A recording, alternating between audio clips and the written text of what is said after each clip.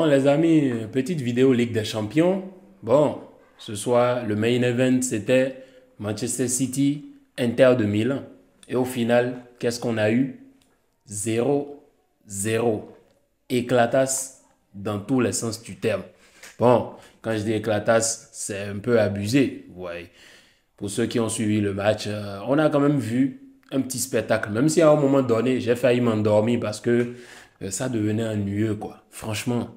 Mais bon, on va commencer par parler d'abord de ce nouveau format de Ligue des Champions dont je parlais hier dans la fin du débrief du match Real Madrid-Stuttgart. Non, mais franchement, vous imaginez que, en fait, c'est la Super League, quoi. C'est la Super League que Florentino nous promettait.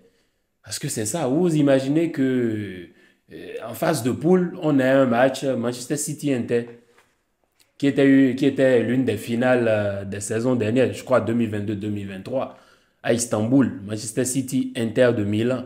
Et aujourd'hui, on a en phase de poule un match Manchester City-Inter de Milan. Ça, c'est le nouveau format de la Ligue des Champions qui nous fait rêver, dans lequel on a de beaux matchs, mais presque à chaque fois.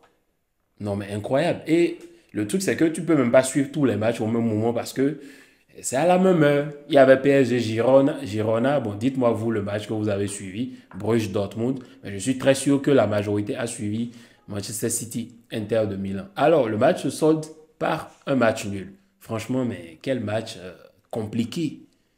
Compliqué. Moi, je dirais compliqué. Vous dites-moi dans les commentaires ce que vous avez pensé de ce match. Mais moi, je pense que ce match fut compliqué parce que, bon, il ne faut pas se le cacher non plus. Même la finale de la dernière fois, 2022-2023, Manchester City la gagne sur un détail, sur un but de Rodri. Parce que quand vous voyez ces deux équipes, avec le système que propose Pep et le système que propose le coach de l'Inter de Milan, bon, et Guardiola aussi, un shot-out parce que c'est un gars, il a changé sa formation depuis la finale qu'il a perdu contre Chelsea, contre Tuchel, avec la défense à 3. Et depuis là, Guardiola, il nous fatigue. Mais sincèrement, moi je me demande comment Liverpool, Arsenal, les fans de Liverpool, Arsenal et consorts font en première ligue, quoi. Vous ne devez pas dormir parce que Pep, c'est vraiment l'antipode, quoi. C'est vraiment l'antagoniste qu'il croit être, quoi. Franchement, regardez les deux équipes et regardez les deux formations. Celle de Pep, 3-2-4-1, et de l'autre côté, tu as un 3-5-2 qui, à des moments donnés, se transforme en 4-4-2. Et c'est parfaitement maîtrisé. C'est parfaitement maîtrisé parce que tu as les joueurs qu'il faut pour te jouer de cette façon-là. Et moi, l'Inter de Milan, c'est une équipe qui ne va jamais cesser de me surprendre. Parce que, à des moments donnés, tu les regardes. Regardez la dernière fois, je crois, c'était contre qui? Monza, ou bien je me souviens plus trop, le club où ils ont gagné à la dernière minute. Parfois, tu regardes l'Inter de Milan en Ligue, en Serie A, et tu te dis, mais qu'est-ce qu'ils sont éclatasses. Mais quand ils viennent en Ligue des Champions, c'est là la différence entre la Ligue et la Ligue des Champions. En Ligue des Champions, tu viens avec un système différent. Je pense que quand l'hymne de la Ligue des Champions, ça s'entonne, je pense qu'il y a un chip qui s'active parce que c'est incroyable. Regardez le dispositif tactique, la défense de l'Inter de Milan, le 3-5-2. Mais, mais c'est tellement peuplé que ce soit en milieu de terrain et en défense. Il n'y a pas d'espace. Il n'y a pas d'espace. Quand bien même, quand on regarde le match, pour ceux qui ont suivi le match, quand tu analyses et, et on se contente de ce qu'on a vu et aussi des stats qui sortent, mais le match, il est équilibré entre les deux équipes. C'est pas comme si on va dire que Manchester City a été supérieur à l'Inter de Milan durant tout le match. Non. C'est pas comme si on peut se lever et dire que l'Inter de Milan a joué bloc bas tout le match, a défendu comme des poules mouillées, n'a pas essayé de jouer. Non, non, non, non, non, non. Ils ont joué bloc bas, mais ils se sont procurés des occasions. Regardez les sorties de balles impeccables. Mais moi, je me suis dit, mais comment il... C'est que l'Inter de Milan a su se libérer de la pression à des moments donnés. Et moi, je me suis dit, waouh.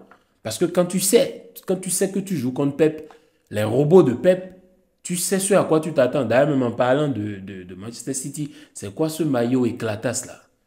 C'est quoi ce maillot éclaté en dessous, mais c'est incroyable. Moi, je mets ce maillot, mais c'est ça le maillot. Bon, même si c'est pas de cette année, mais c'est ça le maillot bleu ciel. Et ils sont là à te mettre des trucs, je ne sais pas, avec des couleurs bizarres. Bon, c'était une parenthèse. Et il y a l'Inter de Milan qui se libère de la pression, qui arrive à se libérer, à faire des sorties de belles sorties de balles. Incroyable. Et qui arrive à arriver dans la surface de Manchester City. Quand bien même les deux équipes ont beaucoup frappé, mais il n'y a pas eu beaucoup de frappes au goal. Pourquoi? Parce que la défense, il n'y avait pas les espaces. C'était vraiment serré, quoi, ce match. C'est digne d'une demi-finale de Ligue des Champions. Bon, pour ne pas abuser, quoi. C'est digne d'une demi-finale de Ligue des Champions. Parce que, certes, ça finit sur un 0-0. Bon, à la fin, il y a Gundogan qui a double tête. Une première tête, il se loupe. Une deuxième tête, Doku lui place ça. Il loupe aussi. Mais voilà, c'est pas le boulot de Gundogan. Gundogan, on sait quand est-ce qu'il est décisif. C'est à partir de la fin de saison.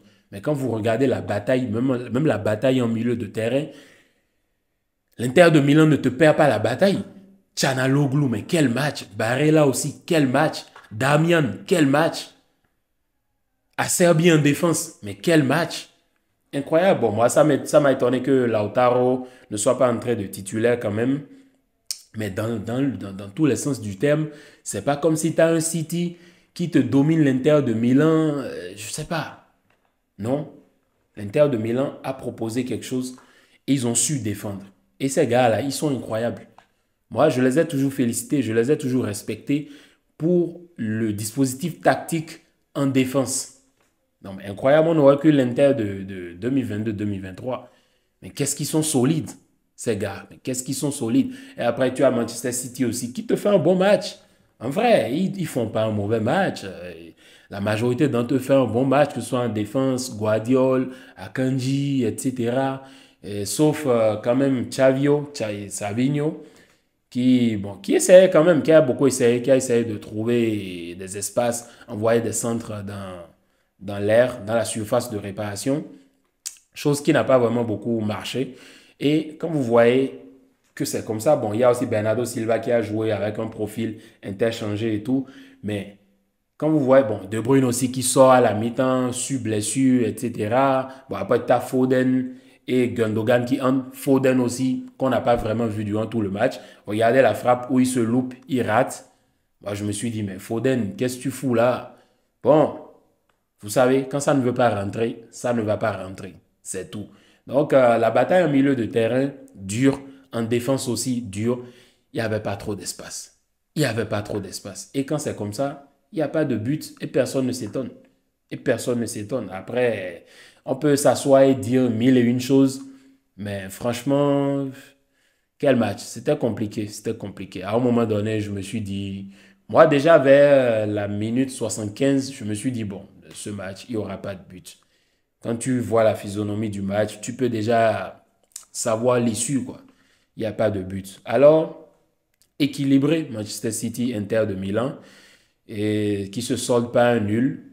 C'est là où cette Super League, bon, pas cette Super League, cette Ligue des Champions, elle est un peu compliquée parce que chaque match, tu dois prendre des points. Si tu ne prends pas des points, c'est difficile. Vous imaginez qu'un Manchester City se retrouve à la 12e position, par exemple, parce qu'on compte les points pour tout le monde. Et chacun a 8 matchs.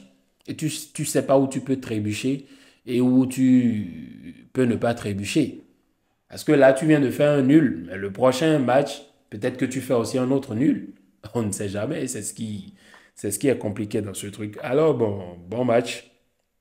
City, truc là. Bon, les autres matchs, j'ai plus vu les résultats. Je crois que Dortmund gagnait 3-0. Il y a le PSG qui a eu un contre son camp, si je ne me trompe pas.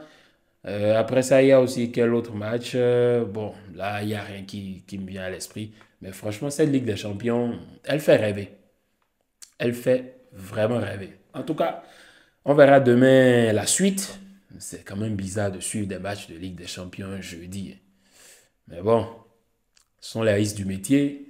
C'est le business UEFA, FIFA et tout ce que vous voulez parce que les trucs ont changé. Il y a même Rodri qui a pété un câble en conférence de presse, qui en a parlé. Ça, c'est une vidéo que je ferai après. Et on va en parler. Vous allez me dire dans les commentaires ce que vous pensez de tout ce qui est nouveau format, les Coupes du Monde des clubs, des trucs comme ça, où il y a plus de matchs, je sais pas, tout pour le spectacle. Bon, on verra tout ça après. Allez les gars, c'était tout pour ce débrief. Manchester City, Inter de Milan, 0-0. Pas surpris. normal. Les deux équipes étaient au niveau. Et puis voilà, chacun a proposé pour lui. Il n'y a pas eu d'équipe supérieure, tellement supérieure à l'autre. Et puis voilà. C'est tout les gars. Allez, bien de choses à vous et peace.